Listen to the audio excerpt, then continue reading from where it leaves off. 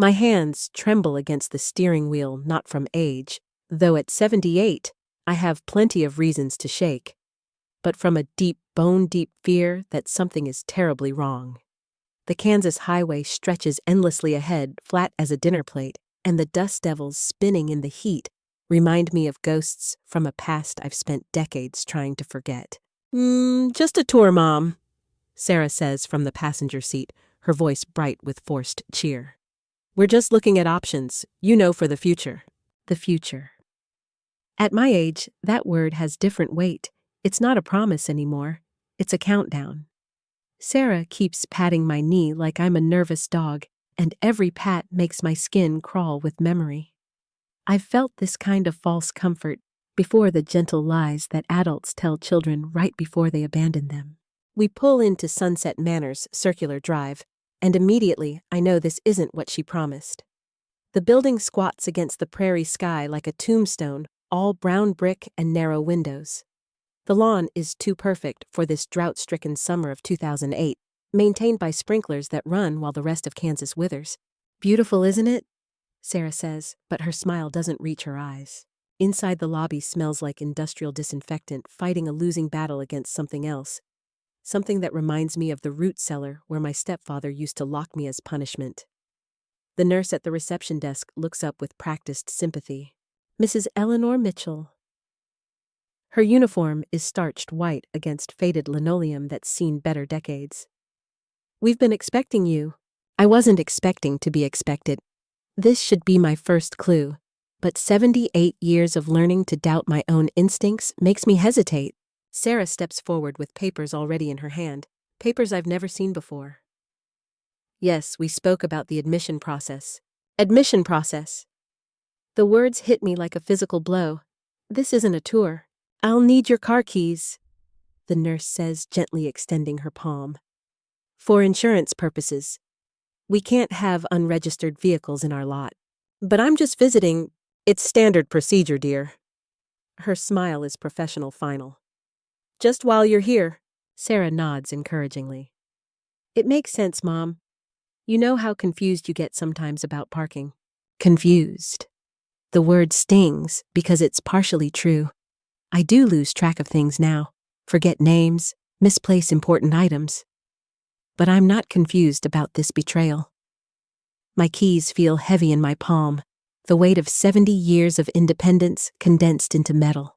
The nurse takes them with fingers that have done this many times before and drops them into a drawer that closes with a decisive click. The front door locks behind us with an electronic beep that sounds like a death knell. I'm trapped again. Abandoned again. My freedom stripped away just like it was when I was 8 years old, standing in that farmhouse kitchen with blood on my lip and nowhere to run. The betrayal cuts deeper than any physical pain I've ever endured, because this time it comes wrapped in love and concern delivered by the daughter I sacrificed everything to protect. But betrayal is betrayal, no matter how prettily it's packaged, and I recognize it with the terrible clarity that comes from a lifetime of practice.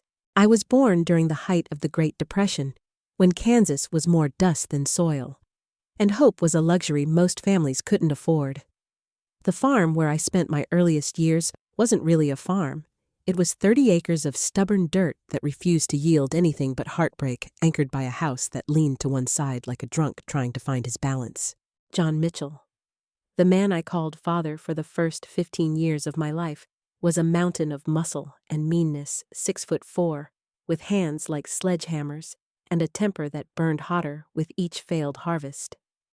The drought had been going on for 3 years when my earliest memories began to form, and every morning he'd stand in the doorway staring out at fields of dust and broken dreams, his jaw working like he was chewing his own disappointment. Mary, my mother, though I'd learn later that relationship was more complicated than either of them ever admitted, was a ghost of a woman worn thin by pregnancy after pregnancy that ended in nothing but blood and grief. She'd lost 6 babies before me, and 3 after each loss, carving away another piece of her, until there was nothing left but hollow eyes and hands that shook when she thought no one was looking. At 8 years old, I was already doing the work of an adult. Before sunrise every morning, I'd trudge half a mile to the creek to fetch water the bucket so heavy it left permanent grooves in my palms. Our 3 remaining cows needed milking. If I was too slow or too gentle, John's belt would remind me of the urgency. "Say faster, girl!" he'd bellow from the barn doorway, already reeking of the moonshine that had become his breakfast of choice. "Those udders ain't gonna milk themselves!" My hands were covered in blisters that never properly healed the skin thick and rough as leather.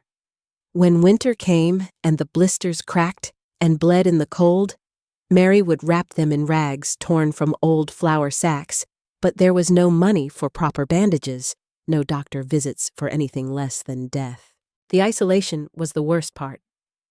Our farm sat 3 miles from the nearest neighbor, connected to the world by a dirt road that turned to soup when it rained and disappeared entirely during dust storms.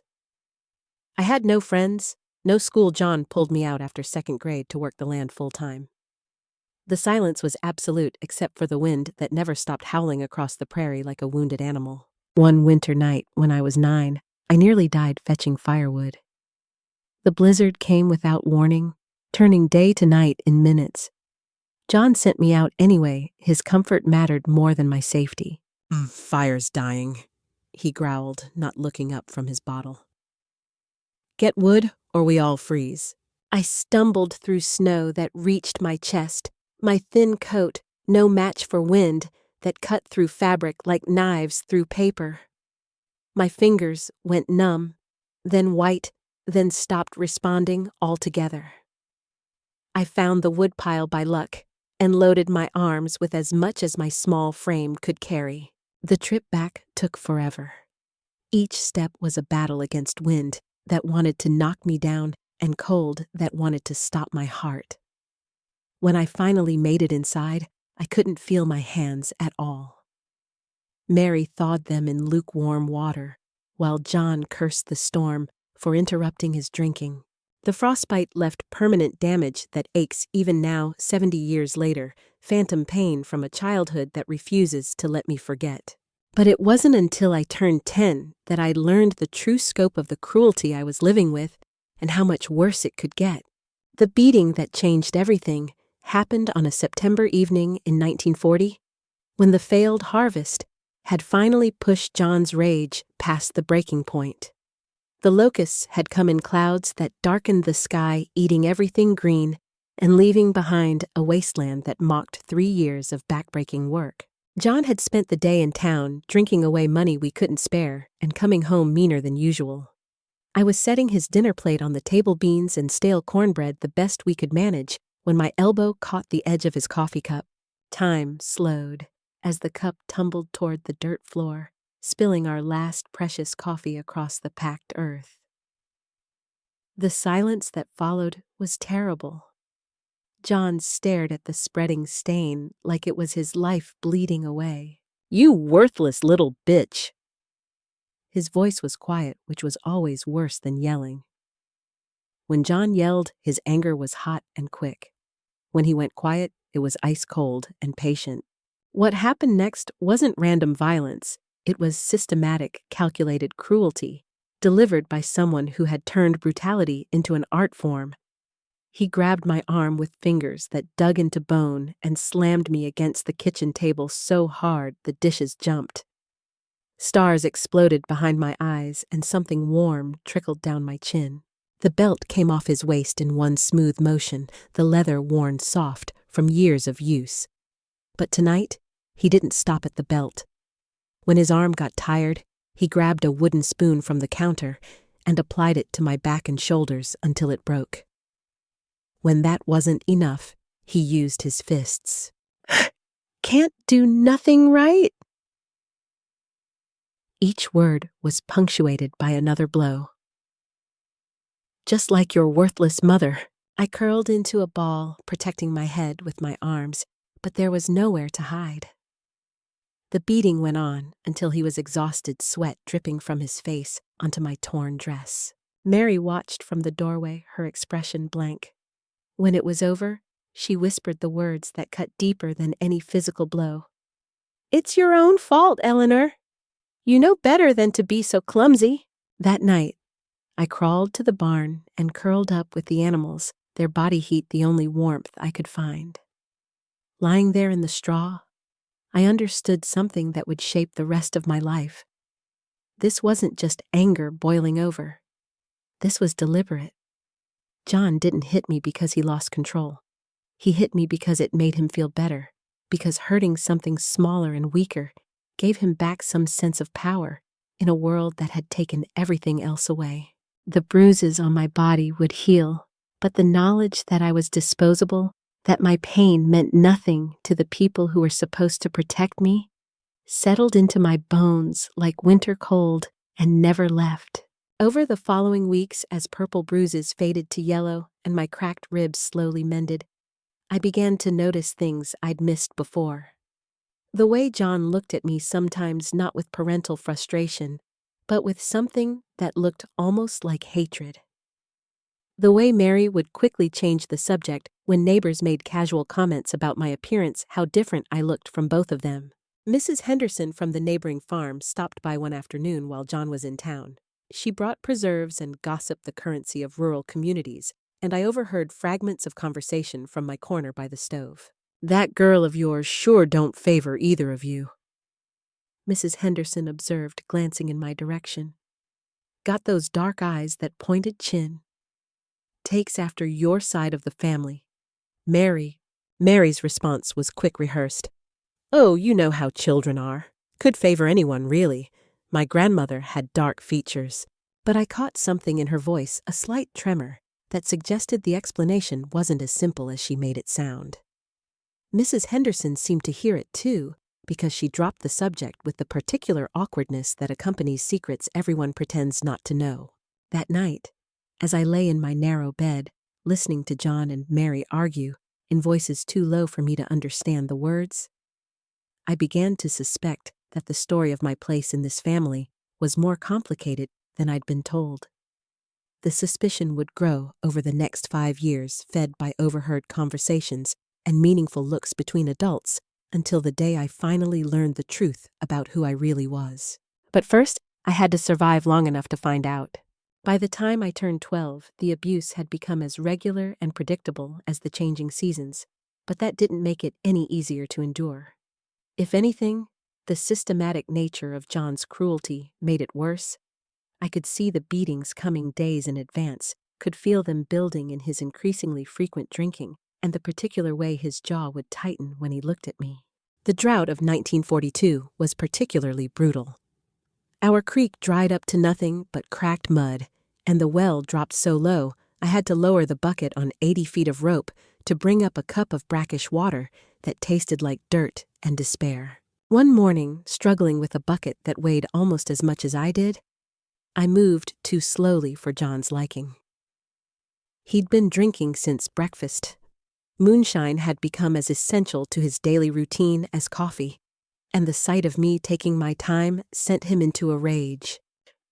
"Lazy little bitch." He strode across the yard, his boots kicking up dust clouds with each step. "Think you got all day while the house burns down?" His fist caught me on the side of the jaw, a roundhouse punch that lifted me off my feet and sent me sprawling. The bucket went flying, precious water soaking into the thirsty ground. My vision grayed around the edges, and when I ran my tongue along my teeth, one of the molars wiggled loose. But this time, something was different. This time, I didn't just lie there and take it. Maybe it was the accumulated rage of 4 years of systematic abuse, or maybe it was the particular injustice of being beaten for working as hard as my small body could manage. Whatever it was, when John reached down to grab me for another beating, I bit his hand as hard as I could. The taste of his blood in my mouth was copper and satisfaction. He jerked back with a roar of surprise and pain, staring at the crescents of broken skin my teeth had left on his knuckles. "You little animal!" He raised his hand to backslap me, but I was already moving, scrambling away on hands and knees, driven by instinct and desperation. I made it to the barn before he caught me grabbing my ankle as I tried to climb into the hayloft. We struggled in the dust and manure, John's superior size and strength against my desperation and the slippery advantage of being smaller. For a few minutes, I actually thought I might escape. I broke free and ran for the door, my damaged ankle screaming with each step, but John was faster and meaner, and he caught me just as I reached the threshold. The beating that followed was the worst I'd ever received, methodical and thorough, delivered with the cold precision of someone who had decided that breaking my spirit was more important than preserving my ability to work. When it was over, I lay curled in the straw-tasting blood and trying to remember how to breathe without my ribs screaming in protest. But something had changed during those few minutes when I'd fought back, when I'd drawn his blood and run for freedom. I'd discovered that I wasn't completely helpless, that even someone as small and damaged as I was could find ways to resist. It was a lesson I would need in the years to come. The isolation that followed was almost worse than the physical abuse. John decided I couldn't be trusted to work unsupervised, so he chained me to a post in the barn during the day, long enough to reach the animals, but short enough to prevent escape. The chain was heavy iron, the kind used for securing livestock, and it left permanent scars around my ankle that I carry to this day. Mary brought me meals when she remembered thin gruel that barely kept me alive, and water in a rusty bucket that had to last all day. She never looked me in the eyes during these visits, never spoke except to mutter complaints about the extra work my confinement created for her. The chain stayed on for 3 weeks, long enough for my muscles to weaken from lack of proper movement, long enough for my spirit to bend under the weight of absolute powerlessness. When John finally decided I'd learned my lesson, I could barely walk without support. But I had learned something during those 3 weeks of enforced stillness. I'd learned to watch, to listen, to store up information about the adults who controlled my world. I'd noticed the way John's hands shook in the mornings before his first drink, the way Mary counted and recounted our meager supplies like a miser with his gold. I'd observed the patterns of their arguments, the rhythms of their cruelty, the small signs that might give me advance warning of what was coming. Most importantly, I'd learned that survival wasn't just about enduring whatever happened to me. It was about preparing for the next terrible thing, planning for opportunities that might not come for years, but would eventually come. The pneumonia that nearly killed me that winter was a direct result of my weakened condition from the chaining. Living in the drafty barn, sleeping on moldy straw, breathing air thick with dust and animal waste, my lungs couldn't fight off the infection that settled in my chest like a malevolent spirit. The cough started small, but grew deeper and more persistent until I was bringing up blood-streaked phlegm and struggling to draw breath. Fever made everything shimmer and dance, turning the familiar barn into a hellscape of hallucinations and pain. John refused to call a doctor, said it was money we didn't have for a problem that would either solve itself or solve itself permanently. I might have died there forgotten and alone, if not for Brother Thomas, a traveling preacher who stopped by looking for a meal and shelter for his horse. He took one look at me and threatened to bring the sheriff if John didn't get proper medical attention. The threat worked. John's temper was legendary in the county, but he wasn't stupid enough to risk legal trouble over a sick child, especially one who wasn't technically his. The doctor, who finally came, said I was hours from death, that my lungs were so full of fluid, it was a miracle I could breathe at all. The medicine cost more money than we'd seen in months, but Brother Thomas paid for it himself, counting out bills from a worn leather wallet while John watched with resentment burning in his bloodshot eyes. I survived, but the damage was permanent. My lungs never fully recovered, leaving me with the shortness of breath that still plagues me today.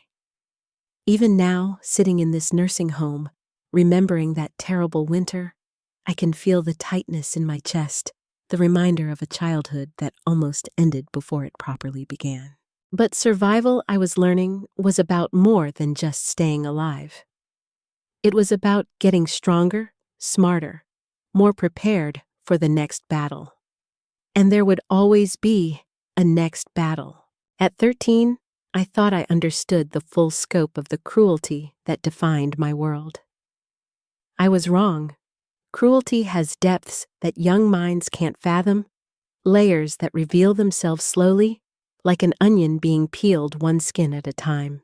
The sale of our last cow marked the beginning of what I now recognize as the final phase of my childhood. Bessie had been with us for 6 years, a gentle Holstein who gave just enough milk to keep us from complete starvation.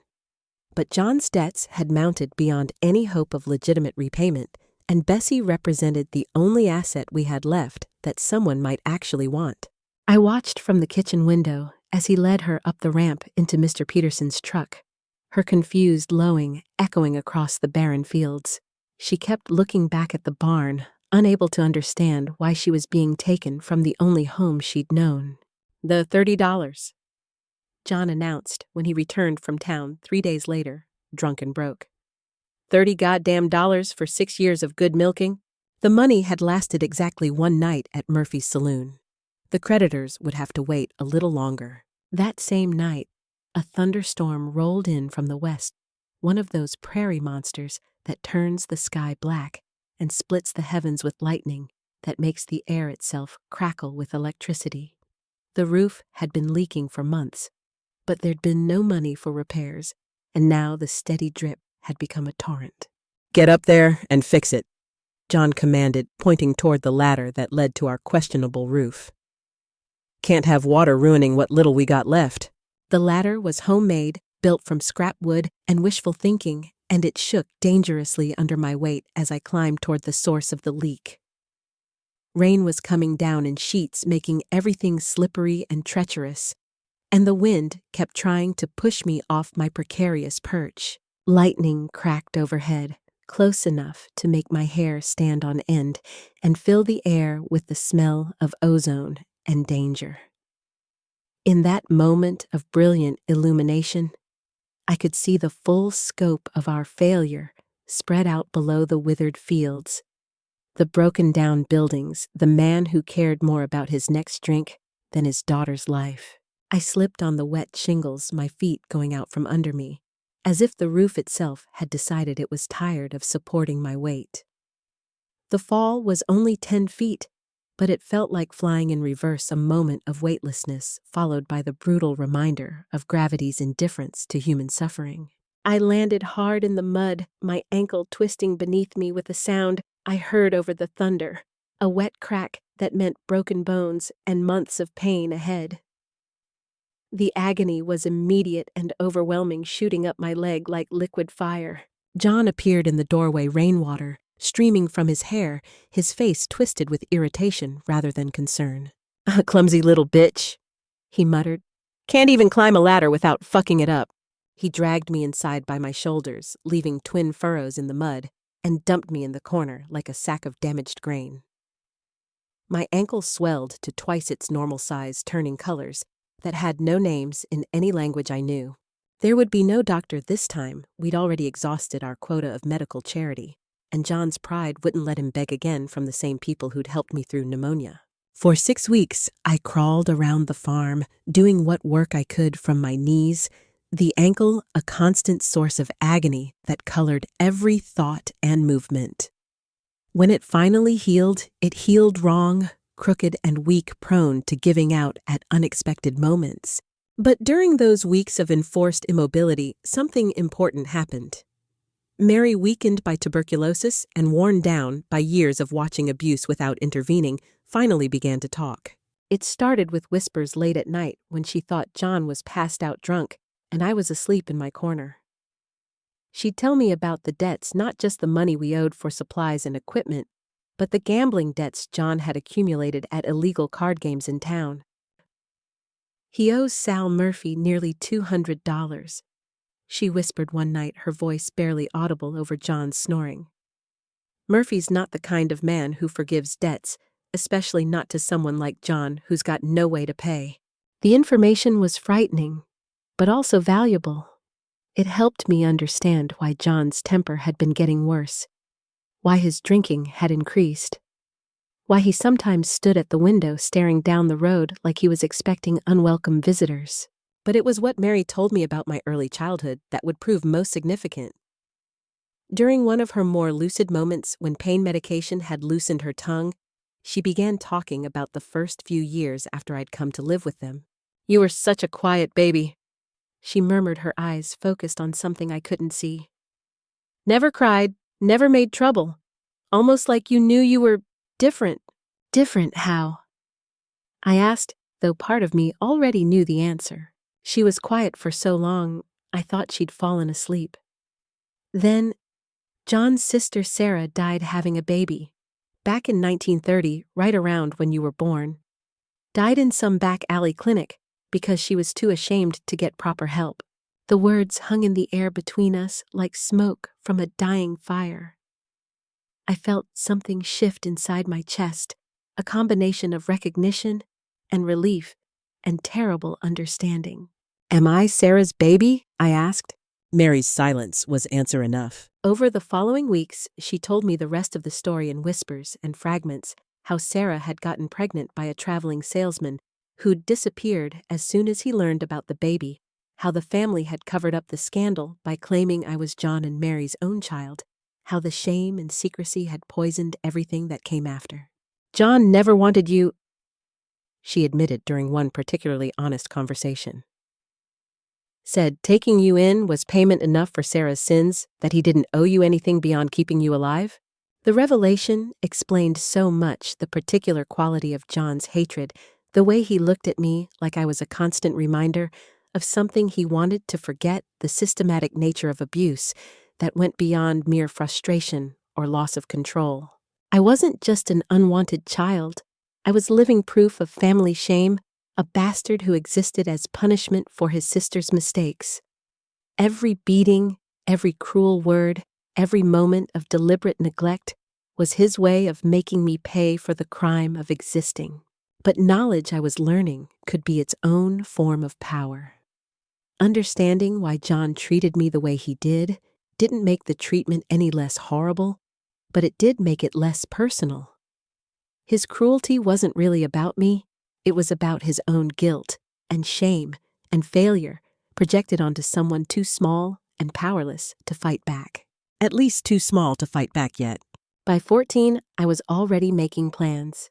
My first serious attempt at escape came during the spring of 1944 when I was 14 and desperate enough to risk everything on a plan that had almost no chance of success.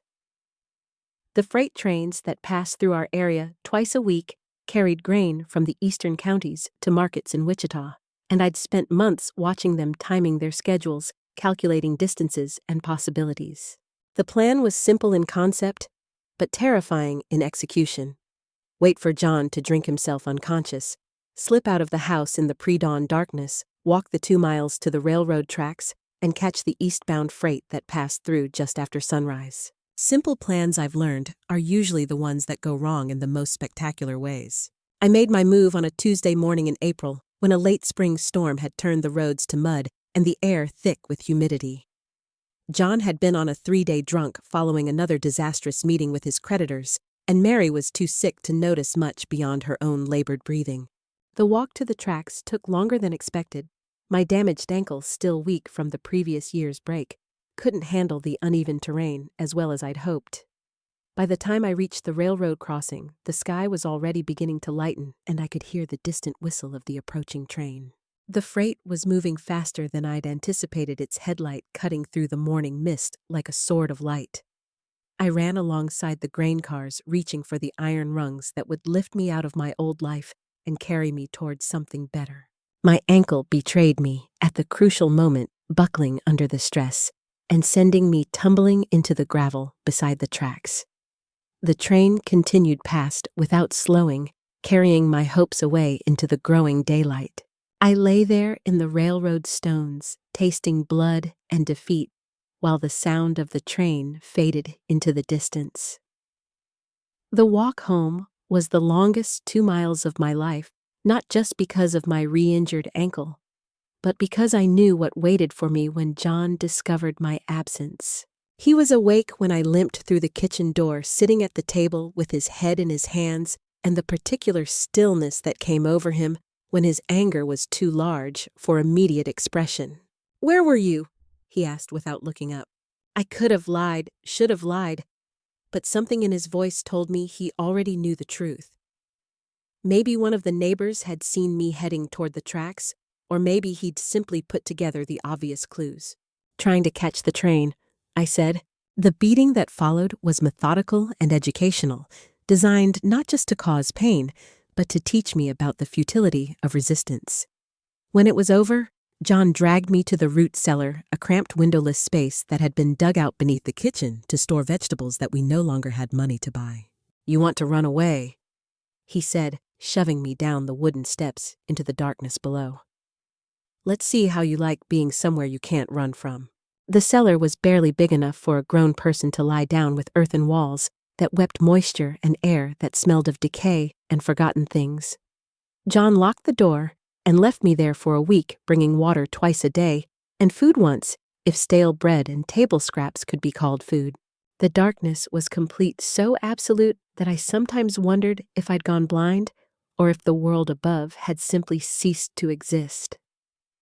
I counted seconds, then minutes, then gave up counting when time became meaningless. The rats were the worst part bold creatures that had claimed the cellar as their territory and weren't pleased to have their domain invaded. They ran across my feet and legs with casual indifference, and I learned to lie perfectly still to avoid startling them into biting. By the time John finally let me out, I had to relearn how to walk in the light, how to see beyond arm's length, how to exist in spaces where walls weren't pressing in from all sides. The claustrophobia stayed with me for years afterward, a gift that kept on giving.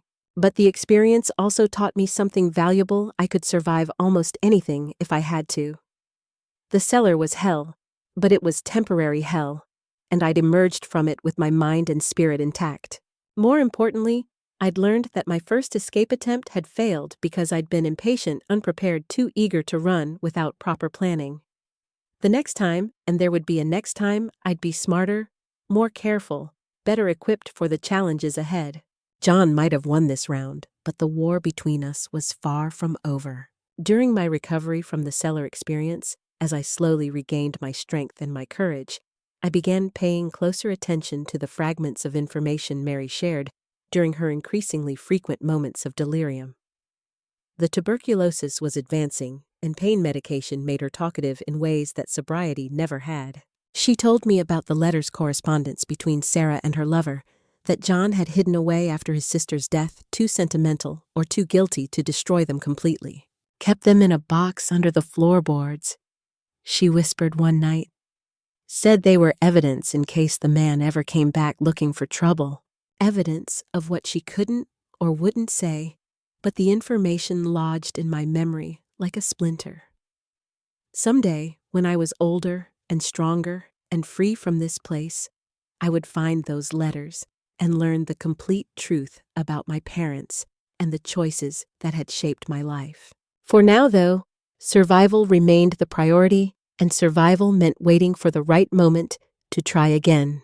The discovery that would reshape my understanding of everything came during my 15th year, not through dramatic revelation or careful detective work, but through the simple accident of being in the right place at the wrong time. John had business in town, something about selling what little remained of our farm equipment to satisfy creditors who were no longer willing to wait for payment. He took Mary with him for the doctor's appointment she could no longer postpone, leaving me alone for the first time in months. The moment their wagon disappeared down the dirt road, I began searching for the letters Mary had mentioned. The house wasn't large, and there weren't many places where someone could hide a box of correspondence. I started with the obvious locations under beds, behind furniture, in the corners of closets before moving to more creative possibilities. I found them under a loose floorboard in John and Mary's bedroom, exactly where Mary had said they would be. The box was small and plain, made of pine wood that had darkened with age, and it was heavier than I'd expected. Inside were 17 letters tied with a blue ribbon that had faded to gray. The envelopes were addressed to Miss Sarah Mitchell, at various locations: the farm, a boarding house in Wichita, even a post office box in Topeka. The return addresses were all different, but they were all signed with the same name, James Sullivan. The letters told a story that was both simpler and more complicated than I'd imagined. Sarah hadn't been the victim of a casual seduction and abandonment. She'd been involved in a genuine romance, a relationship that had lasted nearly 2 years and had included serious discussions of marriage and family. But James Sullivan had been married already, with children of his own, and a business that required respectability. When Sarah became pregnant, the relationship that had seemed full of promise suddenly became a liability that threatened everything he'd worked to build. The final letter was dated just 2 weeks before my birth. My dearest Sarah, I know you're angry with me and you have every right to be. But you have to understand, I can't leave my family, can't abandon my responsibilities.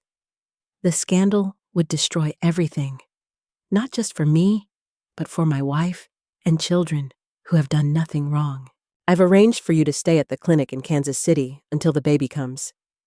Dr. Morrison is discreet and skilled, and he'll make sure you have proper care. After that, we'll have to see what's possible. I know this isn't what you wanted to hear, and it's not what I wanted to write.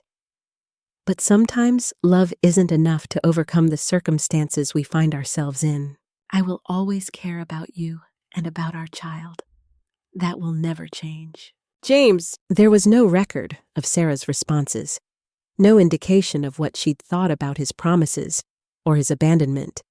But the final item in the box told its own story, a death certificate from St. Mary's Hospital in Kansas City, dated 3 days after my birth, listing cause of death as complications following childbirth. She'd died alone, abandoned by the man she loved, and cast out by a family that valued reputation more than compassion. And I'd been handed over to John Mitchell like a burden that no one else wanted to carry. The knowledge was devastating and liberating at the same time.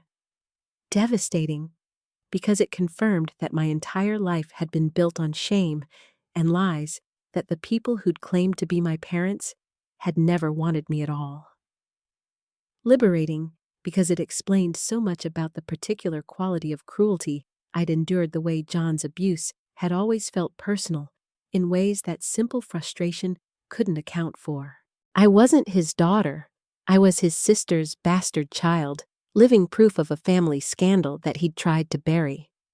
Every beating, every cruel word, every moment of systematic neglect was his way of punishing me for the crime of existing, for carrying blood that wasn't quite his own. But the letters also gave me something I'd never had before: a name.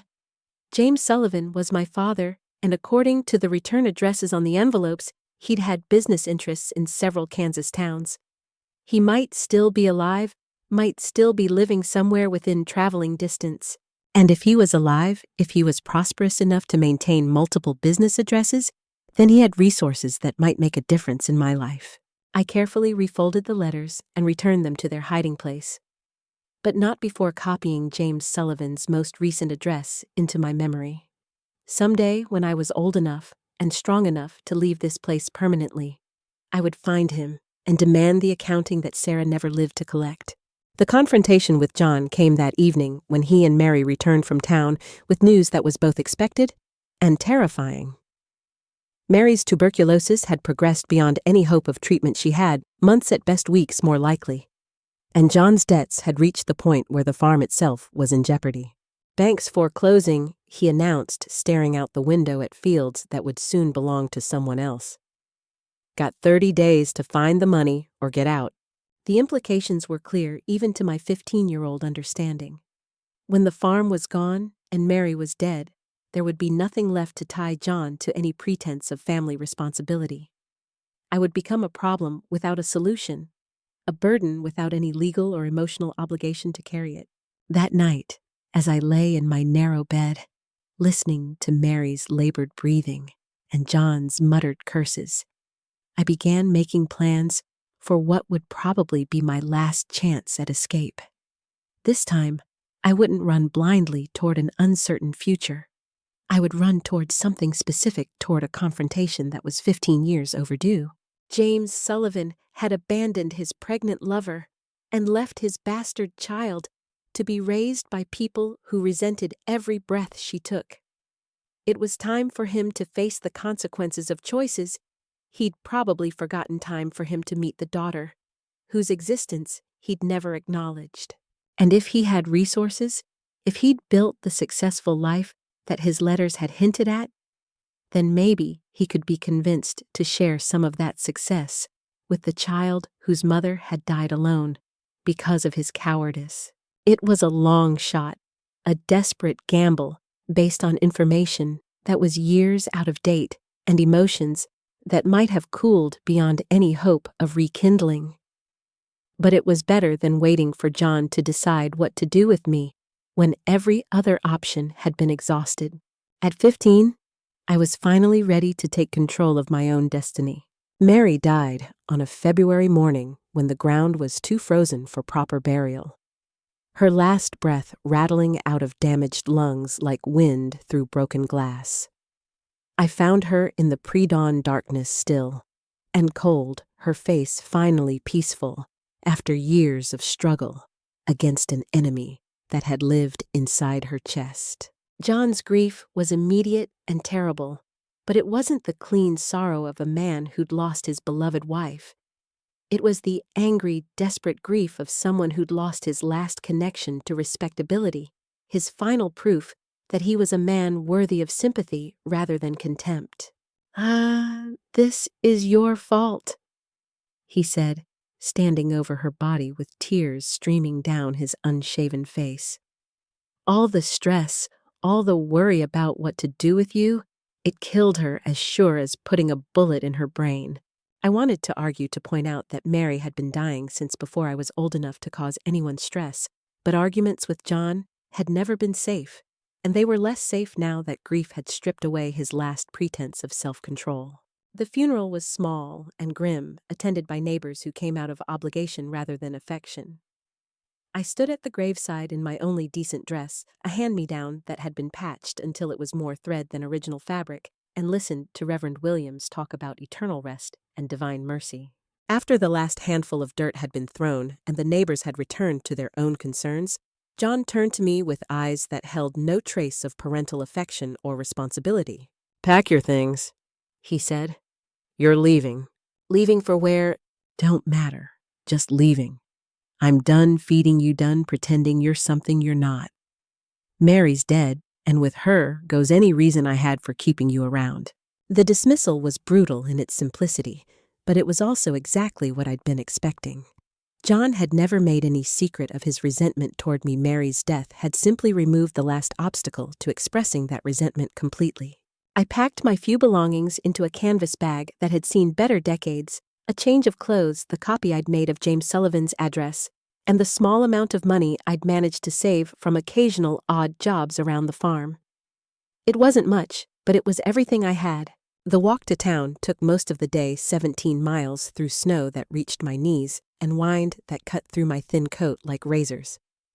By the time I reached the outskirts of Wichita, I could no longer feel my feet or my fingers, and my damaged ankle had swollen inside my boot until every step was agony.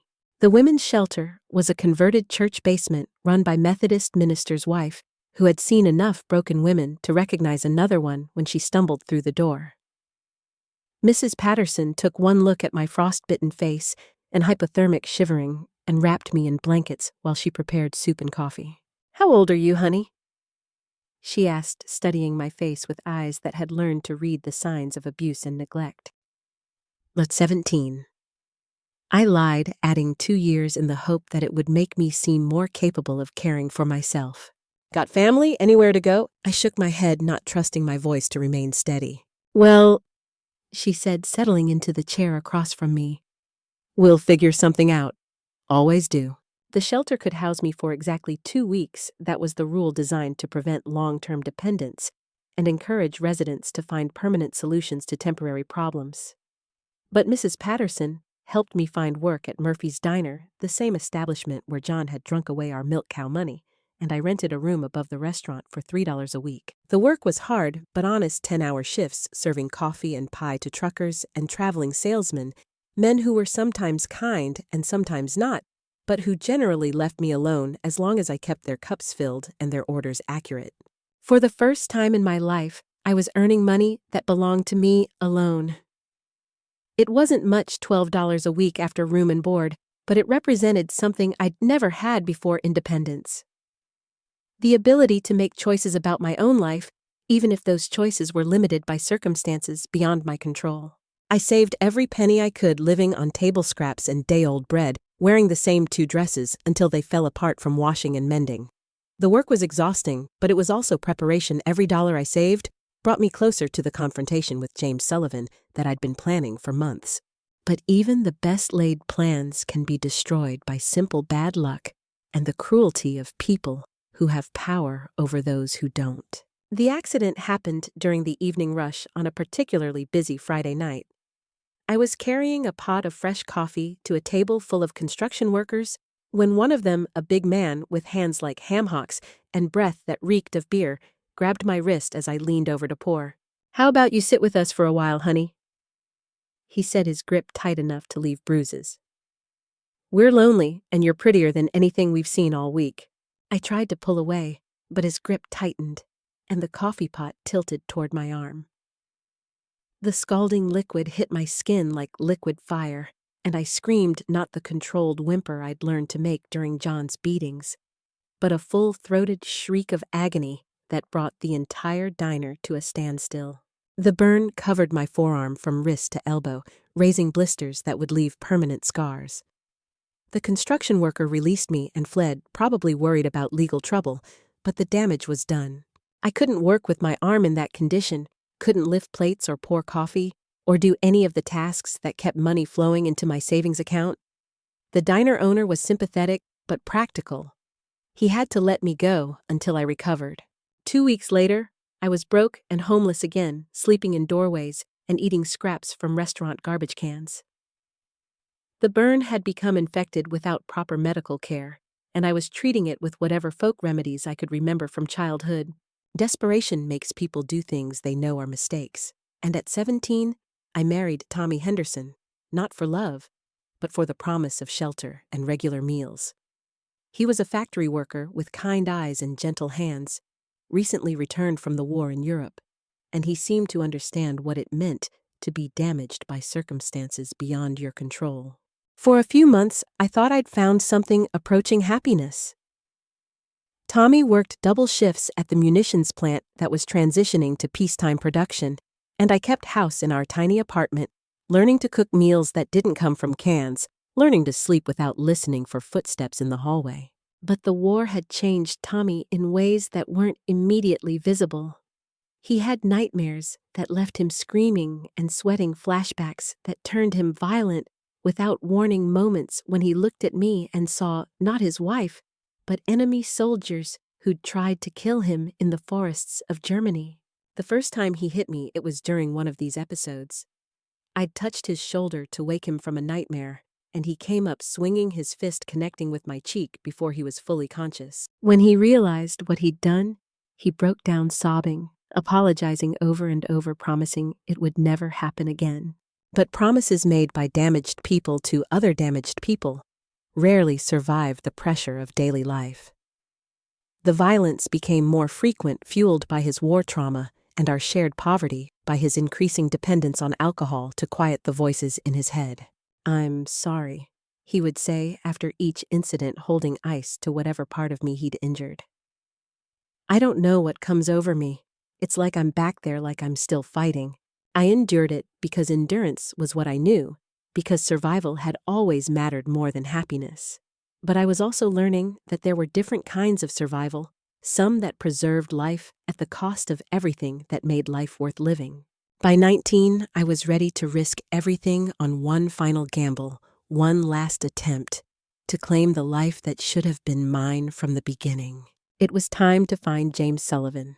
The confrontation that would define the rest of my life came on a sweltering July morning in 1950, when the Korean War was just beginning, and the world seemed determined to tear itself apart with increasing regularity. I'd spent months tracking down information about James Sullivan, following leads that were 15 years old, through a network of traveling salesmen, small-town businessmen, and courthouse clerks who remembered faces better than names. The trail had led me to Salina, Kansas, 90 miles northwest of Wichita, where Sullivan had apparently settled into respectability as the owner of a successful feed and grain business. The decision to confront him wasn't rational or carefully planned. It was the desperate act of someone who'd been carrying rage and disappointment for so long that they'd become physical weights pressing down on my chest and making every breath a conscious effort. I left Tommy sleeping off another drunk and used most of my savings to hire a ride to Salina with a trucker who promised to drop me at the town square. The journey across the Kansas countryside gave me time to think about what I was going to say, what I hoped to accomplish, what I would do if the confrontation went badly. But thinking and preparation could only do so much. Some conversations can only be approached with raw honesty and whatever courage you can scrape together from the bottom of your soul. Sullivan's business occupied a corner building on Main Street with Sullivan Feed and Grain, painted in gold letters across the front window and loading docks that suggested prosperity beyond anything I'd ever imagined. Through the glass, I could see him older now, grayer, but still carrying himself with the confidence of a man who'd never faced serious consequences for his choices. I pushed through the door, and the bell above it announced my arrival with a cheerful ding that seemed inappropriately optimistic for what I was about to do. "Can I help you with something?" Sullivan asked, looking up from his ledger with the practiced courtesy of a successful businessman. For a moment, I just stared at him, this man whose choices had shaped every aspect of my life, whose cowardice had condemned my mother to death and me to 19 years of abuse and neglect. He was smaller than I'd imagined, more ordinary, wearing the kind of respectable clothes that proclaimed middle-class success. "My name is Eleanor," I said finally. "Eleanor Mitchell. I'm Sarah Mitchell's daughter." The change in his expression was immediate and devastating recognition fear, and something that might have been guilt all warring for control of his features. The businessman's mask slipped away, revealing something much less pleasant underneath. "I don't know what you're talking about," he said, but his hands were already moving toward the papers on his desk, probably calculating what it would cost to make this problem disappear. "She died giving birth to me." I continued, my voice steady despite the trembling in my hands. "Your daughter, the one you abandoned when she needed you most." Outside, the summer heat was building toward one of those afternoon thunderstorms that turn the Kansas sky black and split it with lightning that makes the air itself dangerous. I could hear thunder in the distance, still far away, but approaching with the inevitability of long-delayed justice. "Look," Sullivan said, his voice taking on the reasonable tone that men use when they're trying to convince women to be sensible. "Even if what you're saying is true, it was a long time ago. I was young, stupid, didn't know how to handle that kind of responsibility. I've built a life here, a respectable life. I can't have you coming around making accusations." Accusations. The word came out louder than I'd intended, carrying 20 years of accumulated pain and rage. "I'm not making accusations, I'm stating facts. You got a 15-year-old girl pregnant and then disappeared, leaving her to die in some back alley clinic because she was too ashamed to seek proper help. That wasn't my fault." His voice was getting defensive, more heated. "She knew the risks when she got involved with me. I never promised her marriage, never led her to believe I'd leave my family." The words hit me like physical blows, not just because of their cruelty, but because they revealed the complete absence of conscience, the total inability to accept responsibility for consequences that had destroyed multiple lives. I stepped toward his desk, close enough to see the fear in his eyes, close enough to smell the bay rum cologne that couldn't quite mask the scent of his anxiety. "She loved you," I said. "I've read the letters. She thought you were going to marry her, thought you cared enough to do the right thing when she needed you most." I cared about her. For the first time, his voice carried something that might have been genuine emotion. "But caring isn't enough when you have other responsibilities, other people depending on you. My wife, my children, They didn't deserve to have their lives destroyed because of one mistake. One mistake. The phrase ignited something inside me that had been building for 19 years. I'm not a mistake, I'm a person. I'm your daughter, and I deserved better than being handed off to people who beat me for the crime of existing.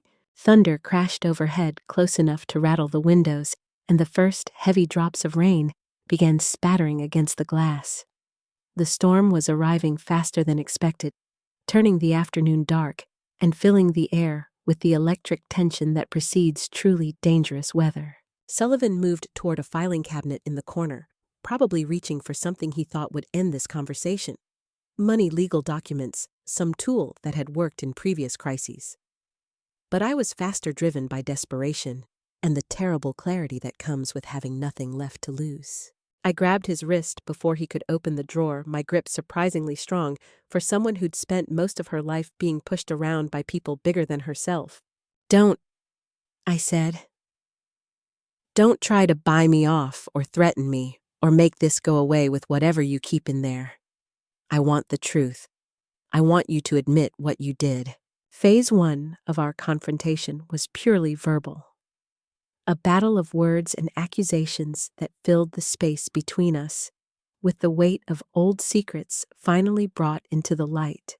Sullivan tried to minimize, to rationalize, to shift blame onto my mother and the circumstances that had made their relationship impossible. But the storm outside was growing stronger, and with it the pressure inside the store was building towards something that neither of us could control. "Fine," Sullivan shouted over the sound of thunder and driving rain. "Fine. Yes, I was with Sarah. I got her pregnant, but I was already married, already had children depending on me. What was I supposed to do, destroy 4 lives for the sake of one?" "You destroyed her life," I shot back. "And mine? Your choice to walk away killed my mother and condemned me to 19 years of hell." Phase 2 began when Sullivan tried to push past me toward the door, probably intending to end this conversation by physically removing himself from it. But I wasn't the weak, frightened child he might have expected. I was a woman who'd survived everything life could throw at her, and I wasn't going to let him walk away again. We struggled in the narrow space between the counter and the filing cabinets, a physical confrontation that was less about violence than about control, about who had the right to determine when this conversation was over. Sullivan was bigger and stronger, but I was desperate and angry, and desperation can overcome significant disadvantages when the stakes are high enough. Rain was pounding against the windows now, and lightning was cracking overhead with increasing frequency. The storm had reached its full fury, turning the afternoon into something approaching night and making the electric lights flicker with each thunderclap. During our struggle, Sullivan managed to land a blow to my shoulder that sent me stumbling backward into a display of seed packages. The bags split open when I hit them, scattering grain across the floor like rice at a wedding, making footing treacherous for both of us. Phase 3 began when I grabbed a pitchfork that was leaning against the wall, not with supernatural strength or heroic determination, but with the simple desperation of someone who'd been backed into a corner too many times to retreat again. "Stay back," I warned, holding the pitchfork between us. "I don't want to hurt you. I just want you to acknowledge what you did, what you owe me." But Sullivan wasn't listening anymore. The reasonable businessman facade had cracked completely, revealing the same kind of selfish panic that had driven him to abandon my mother 20 years earlier. He was looking around for escape routes, for weapons of his own, for any way to end this confrontation without having to face the consequences of choices he'd spent decades avoiding. Time was running short. Storms like this one brought curious neighbors and emergency vehicles, and I couldn't afford to have this conversation interrupted by outside authorities who might side with the respectable businessman over the disheveled young woman making wild accusations. "James," using his first name, got his attention in a way that shouting hadn't. "James, look at me. Really look at me. Can't you see Sarah in my face? Can't you see yourself?" And for just a moment he did. For just a moment, the panic left his eyes and was replaced by something that might have been recognition, might even have been regret. You have her eyes, he said quietly. Sarah's eyes. I should have. God help me. I should have done things differently. The admission wasn't complete, wasn't everything I'd hoped for, but it was enough. It was acknowledgement, confirmation, the validation that I'd been seeking for most of my life. That's when we heard the truck pulling up outside and Marcus Webb's voice calling out over the storm. James, you in there? Saw the lights flickering and wanted to check if everything's all right.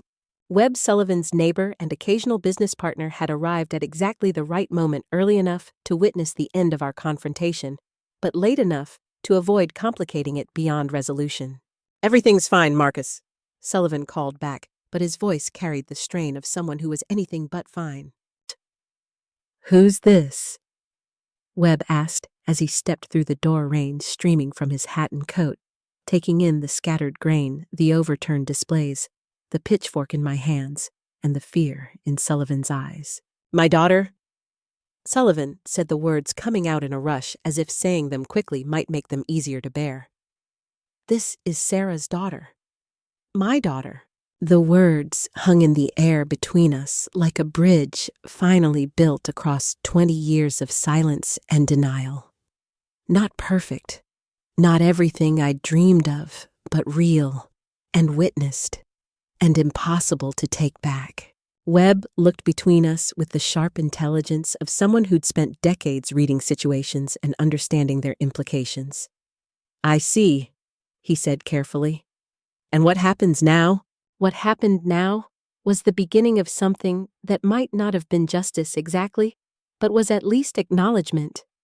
Sullivan, faced with a witness who could confirm or deny whatever story emerged from this confrontation, finally began to take responsibility for choices that had shaped multiple lives. Over the next hour, as the storm gradually passed and normal daylight returned to the world outside, we worked out the details of what would amount to a private settlement. Not just financial support, though that was part of it, but also something more valuable, truth. Sullivan admitted his relationship with my mother, acknowledged that he was my father, and agreed to provide both immediate assistance and longer-term support that would allow me to build a life independent of the circumstances that had defined my first 20 years. It wasn't forgiveness. I would never forgive him for what his cowardice had cost my mother and me. But it was something close to justice, the kind of resolution that arrives too late to prevent damage, but just in time to prevent further damage. More importantly, it was the end of one story and the beginning of another, the story of what I would do with whatever time I had left now that I finally had the resources and the freedom to make my own choices. The settlement that James Sullivan and I negotiated in the aftermath of our confrontation was both more and less than I'd hoped for.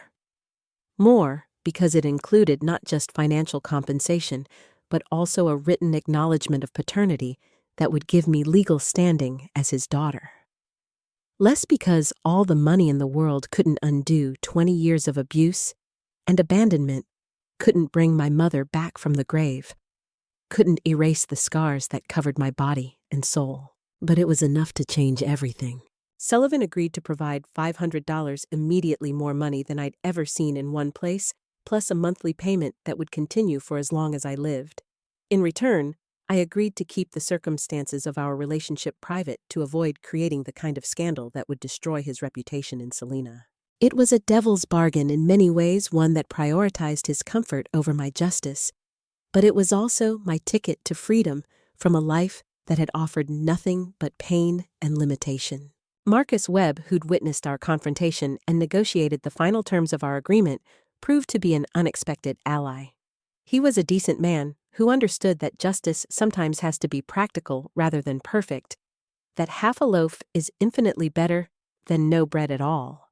He should have done right by you from the beginning, Webb told me as we finalized the paperwork that would secure my future.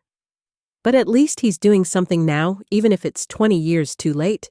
The money allowed me to divorce Tommy, whose war trauma had made our marriage a daily exercise in survival rather than partnership. The legal proceedings were simple and swift.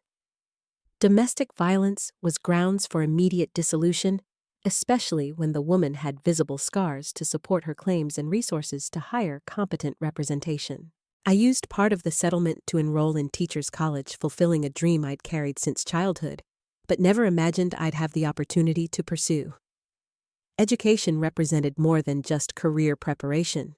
It was proof that I could be more than the sum of the damage that had been done to me, that intelligence and determination could triumph over circumstances beyond my control.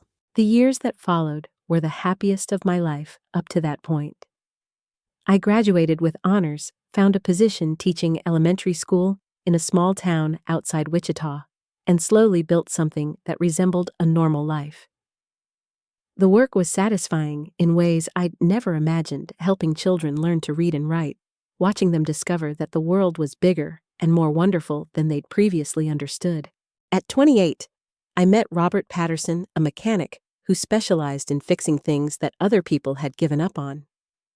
He had gentle hands and patient eyes, and he seemed to understand that some kinds of damage take time to heal, that trust has to be rebuilt slowly and carefully. Our courtship was cautious on both sides, two wounded people learning to believe that love didn't have to hurt, that partnership could be based on mutual respect rather than power and control. When we married in 1958, it felt like a genuine new beginning, the start of a story that would be written according to our own choices rather than circumstances imposed by others. We had one child together, Sarah, born in 1960, named after the aunt she would never know, but whose story had shaped everything that came before. I was determined to be the kind of mother I'd never had, to break the cycle of abuse and neglect that had defined my childhood, to give my daughter everything I'd been denied. But good intentions aren't always enough to overcome the weight of personal history. My attempts to protect Sarah often came across as overprotectiveness. My efforts to provide stability felt like smothering control to a child who'd never known genuine danger. "You don't trust me to make my own mistakes," she complained during one of our increasingly frequent arguments when she was 16. "You act like the world is full of people just waiting to hurt me." She was right, of course, but not for the reasons she imagined. The world wasn't full of predators, but my experience had taught me to see potential danger everywhere, to assume that safety was temporary, and happiness was always just one bad decision away from disaster. My marriage to Robert lasted 18 years, ended not by abuse or betrayal, but by tragedy that no amount of preparation could have prevented. He died in a car accident during the brutal winter of 1976, his truck sliding off an icy road during a blizzard that shut down most of Kansas for 3 days. The loss was devastating, not just emotionally, but practically.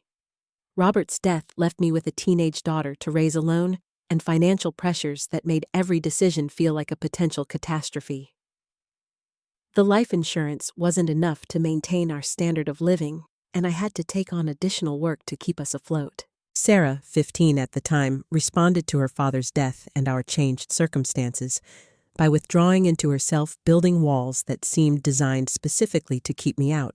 She blamed me for his death if I hadn't been so worried about money. If I hadn't pushed him to take that delivery job during the storm, he would still be alive. The accusation was unfair, but not entirely inaccurate. Financial anxiety had driven many of my decisions during those years, the fear of poverty so ingrained that I couldn't imagine any other way to live. I'd learned to equate security with survival, and survival always took precedence over comfort or happiness. By the time Sarah left for college in 1978, our relationship had settled into a pattern of polite distance, punctuated by brief, uncomfortable reunions during holidays and family emergencies. She built a life in Denver, found work in an office, married a man I met exactly twice, and had children I knew more through photographs than personal contact. I continued teaching until retirement in 1995, continued living in the same house where I'd raised my daughter, continued volunteering at women's shelters, and trying to help other survivors of abuse and neglect. The work was meaningful, but lonely, a constant reminder of how common trauma was. How many people carried scars that shaped every aspect of their lives. Retirement brought a different kind of loneliness, the particular isolation that comes from having too much time to think about all the ways life had failed to match expectations. Sarah called dutifully once a week, but our conversations were careful and brief, full of pleasant observations about weather and health that avoided any topic that might lead to real intimacy. The years passed with increasing speed, each one blending into the next, like watercolors in rain. I developed the usual collection of old-age ailments, arthritis, that made my hands ache, chronic back pain from decades of physical labor, the persistent shortness of breath that had plagued me since that childhood bout with pneumonia. My body was finally catching up to all the damage it had absorbed over the decades, and I found myself moving more slowly, thinking less clearly, losing track of details that had once been second nature. Which is how I ended up here, in this moment, sitting in the lobby of Sunset Manor, with my keys locked away and my freedom stripped from me once again. The weeks that followed my admission to Sunset Manor passed in a haze of institutional routine and carefully managed medication that kept me compliant, but not quite present. I woke when the lights came on automatically. At 6:30, ate breakfast in a dining room full of people who had forgotten how to make conversation, and spent my days in activities designed to keep residents occupied rather than engaged. But beneath the surface compliance I was planning, the nursing staff saw an elderly woman adjusting to her new circumstances with remarkable grace. They didn't see the letters I was writing late at night, detailed accounts of my life that I hid between my mattresses like contraband. They didn't notice how carefully I observed their routines, how I tested the locks on doors and windows, how I studied the shift changes and security protocols. Most importantly, they didn't know about the phone call I made during my second week when I managed to slip away from a craft activity long enough to reach the payphone near the lobby. The number had been in my address book for 30 years, carefully maintained, even though I'd never expected to use it. Marcus Webb, the man who'd witnessed my confrontation with James Sullivan, who'd helped negotiate the settlement that had secured my independence, who'd become something of a friend in the decades that followed. Eleanor. His voice was older, more fragile than I remembered, but still sharp with intelligence. "My God, I haven't heard from you in years. How are you?" I'm in trouble, Marcus. There was no point in pretense or polite conversation. I need legal help. I explained about Sarah's deception, about being tricked into admission to Sunset Manor, about having my competency questioned and my freedom stripped away. Webb listened without interruption, occasionally asking questions that demonstrated both his continued mental acuity and his understanding of elder law.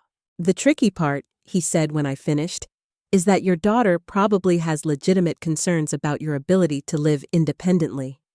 Courts are reluctant to override family decisions unless there's clear evidence of abuse or fraud." "What would constitute evidence?" "Documentation that you're competent to make your own decisions. Medical evaluations, psychological assessments, proof that you understand the risks and are capable of managing them." "And if I can provide that evidence?" "Then we might be able to get you out of there. But it won't be easy, and it won't be cheap. Legal challenges to guardianship arrangements can drag on for months." I thanked him and hung up my mind, already working on the problem of how to prove competency from inside an institution designed to assume incompetence.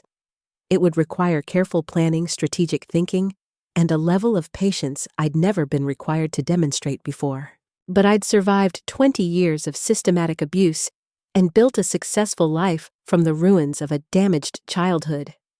I could handle one more challenge, especially when the stakes were my freedom and dignity. The breakthrough came during my third week when a new nurse started working the evening shift. Patricia Morrison was younger than most of the staff, probably in her early 30s, with the kind of sharp intelligence that hadn't yet been worn down by institutional routine. More importantly, she actually listened when residents talked, treated us like people rather than problems to be managed. "You seem different from the other residents," she observed during one of our conversations.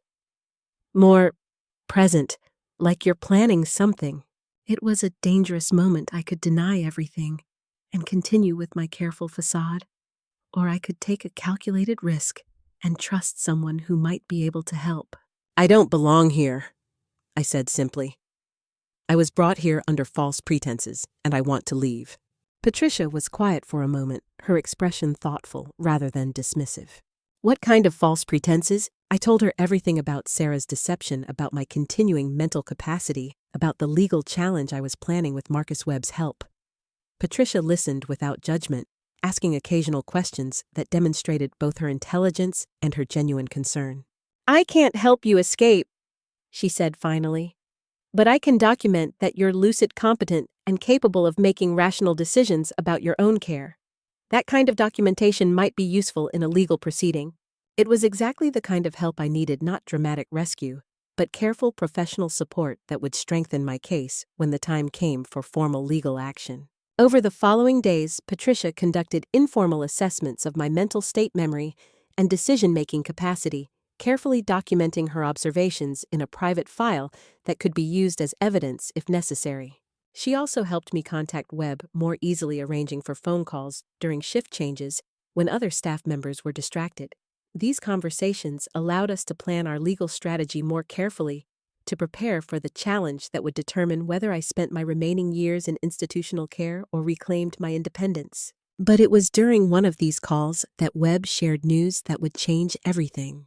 "And I have something to tell you about James Sullivan," he said, his voice carrying the weight of information he'd been carrying alone for too long. "He died 6 months ago. Cancer. Went quickly from what I understand." The news hit me with unexpected force, not grief exactly, but a complex mixture of sadness, relief, and something that might have been closure. Sullivan had never become the father I'd needed, but he had acknowledged me, had provided the resources that made my independence possible. "There's something else," Webb continued. "He left you something in his will. Not just money, though there's that too. He left you some personal items, things he thought you should have." "What kind of things?" "Letters from your mother, photographs, a few other items that, well, you'll have to see them for yourself. But Eleanor, there's enough money in the bequest to fund your legal challenge and provide for whatever kind of care you need afterward. You won't have to depend on your daughter's decisions anymore." The irony wasn't lost on me. The man who'd abandoned my mother and spent decades avoiding responsibility for my existence had become in death the instrument of my salvation. It wasn't forgiveness, and it certainly wasn't justice, but it was something close to redemption. More importantly, it was freedom, the financial independence to make my own choices about my remaining years, the legal resources to challenge my daughter's guardianship, the power to determine my own fate. That night, as I lay in my narrow institutional bed, listening to the sounds of other residents sleeping and dreaming, I began planning the confrontation that would either restore my autonomy or confirm my worst fears about how the people I loved really saw me. Sarah was coming for her weekly visit the next day, and it was time to tell her that the careful plans she'd made for managing my decline were about to be seriously disrupted. Sarah arrived for her visit on a Tuesday morning carrying coffee and the determined cheerfulness that had become her armor against the guilt of institutionalizing her mother. She expected to find me in the common room, watching television with the other residents, docile and resigned to my circumstances. Instead, she found me in my room with legal documents spread across the bed and a suitcase half-packed with the few belongings I'd accumulated during my stay. "What's going on, Mom?" Her voice carried the sharp edge of someone who suspects their carefully constructed plans are about to collapse. "I'm leaving," I said, folding a sweater with deliberate care. "Today? Leaving? You can't just leave. This is your home now. We've been through all this." I turned to face her, and for the first time in months, I felt like myself again, not the confused, compliant patient she'd been visiting, but the woman who'd survived everything life had thrown at her and emerged stronger on the other side. "This was never my home, Sarah. This was your solution to a problem you didn't want to deal with." The words hung between us like a challenge, and I could see her processing the implications, recognizing that something fundamental had changed in the dynamic between us. "Mom, you're not thinking clearly. Remember what happened with Mrs. Chen? The stove incident? You're not safe living alone anymore?" "I remember perfectly," I said, continuing to pack while we talked. I also remember being told this was just a tour, just a look at options. I remember you taking papers from your purse that I'd never seen before, papers that committed me to this place without my knowledge or consent. The accusation hit home. I could see it in the way her shoulders sagged slightly, the way her eyes couldn't quite meet mine. "I was trying to protect you," she said, but her voice lacked conviction. "You were trying to protect yourself. From the inconvenience of dealing with an aging parent, from the guilt of watching me decline, from the financial burden of providing the kind of care I might eventually need." It was harsh, but it was also accurate, and we both knew it. Sarah had never been cruel in the way that John Mitchell had been cruel, but she'd been selfish in the way that people are selfish when love conflicts with convenience. "Even if that's true," she said, sitting heavily in the room's single chair, "the underlying problems haven't changed. You still have memory issues, still have moments of confusion. What happens when those get worse?" It was a fair question, and I'd been thinking about it since my conversation with Webb about Sullivan's bequest. "Then I'll deal with it when it happens," I said. "But I'll deal with it as choices I make, not choices that are made for me by someone who's decided I'm no longer competent to manage my own life."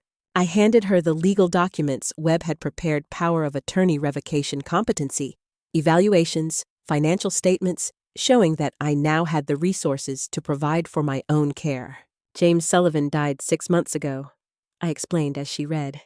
"He left me money, Sarah. Enough to hire home care if I needed enough to live independently for whatever time I have left." James Sullivan. "The man from the stories you used to tell about your childhood." "My father. My biological father, who abandoned my mother and left me to be raised by people who resented every breath I took." Sarah's face went pale as the implications sank in. She was learning family history that had been deliberately kept from her, discovering that her understanding of our family's past was incomplete and sanitized. "Why didn't you tell me?" she asked. "All these years, why didn't you tell me the truth?" "Because I was trying to protect you from it," I said, using her own words back at her. "Because I thought if I could break the cycle, if I could be a different kind of parent, the past wouldn't matter. But it does matter. It explains everything, why you were always so afraid, why you never trusted anyone, why you held on to me so tightly I had to fight to breathe." The words stung because they were accurate, but they also opened a door to a conversation we'd needed to have for decades. "I know I made mistakes," I admitted. "I know my attempts to protect you sometimes felt like prison. But I was trying to give you everything I never had: safety, security, unconditional love." I know," Sarah said, and for the first time in years, her voice carried genuine emotion rather than polite obligation. "I know you were trying, but your version of love felt like drowning sometimes." We talked for the next 2 hours, really talked perhaps for the first time since she'd been a child. I told her about the abuse, about the years of systematic cruelty that had shaped my understanding of the world, about the ways that trauma had influenced every decision I'd made as a parent. She told me about growing up feeling suffocated by my protectiveness, about the guilt she'd carried for not being the grateful daughter she thought I needed, about the fear that had driven her to institutionalize me rather than risk watching me hurt myself through neglect or confusion. "I was scared," she finally admitted. "Scared that something would happen to you and it would be my fault for not intervening. Scared that I'd lose you in some horrible way that I could have prevented." "So you decided to lose me in a way you could control," I said. "Yes, and I'm sorry. I'm sorry for lying to you, for taking your choices away, for deciding what was best without asking what you wanted." It wasn't forgiveness. The betrayal was too fresh, the damage too real for easy absolution. But it was acknowledgement, understanding, the beginning of something that might eventually become forgiveness. The discharge process took the rest of the day, complicated by Sarah's need to reverse legal decisions she'd made without my knowledge, and by the nursing home's reluctance to release a resident whose family member had fought so hard to have her admitted. But money, as I'd learned throughout my life, has the power to resolve complications that seem insurmountable to people without resources. Sullivan's bequest gave me the financial leverage to demand release, to hire independent legal representation, to transform myself from a problem to be managed into a client whose wishes had to be respected. Patricia Morrison, the nurse who'd helped document my competency, handled the paperwork with professional efficiency and genuine warmth. "I hope it works out for you," she said as she walked us to the lobby where I'd first lost my keys 3 months earlier. "You're stronger than most of the people we see here. You deserve the chance to live on your own terms." As we walked toward the door toward freedom, I thought about the wooden horse that was supposedly waiting for me among Sullivan's personal effects, the toy he'd carved for a child he'd never acknowledged, never supported, never loved the way a father should love his daughter. It wouldn't erase the damage his abandonment had caused, wouldn't heal the wounds that had shaped my entire life. But it represented something I'd never expected to receive from him: recognition that I had existed, that I had mattered, that his choices had had consequences he'd carried with him to the grave. The automatic doors opened with a soft whoosh, and I stepped out into the Kansas sunshine, breathing air that didn't smell like disinfectant and broken dreams. Sarah walked beside me toward her car, and for the first time in months, maybe years, we were walking in the same direction by choice rather than by obligation. "What happens now?" she asked as we reached the parking lot. "Now I go home," I said. "I hire someone to help with the things I can't manage alone, and I live whatever life I have left according to my own priorities. And if your condition gets worse, if you need more help than you're willing to accept," it was still a fair question, but now it felt like genuine concern rather than manipulation. "Then I'll cross that bridge when I come to it," I said. "But I'll cross it making my own decisions, not having decisions made for me." Sarah nodded, and I could see her mentally adjusting to a relationship dynamic that neither of us had anticipated when she'd driven me to Sunset Manor 3 months earlier.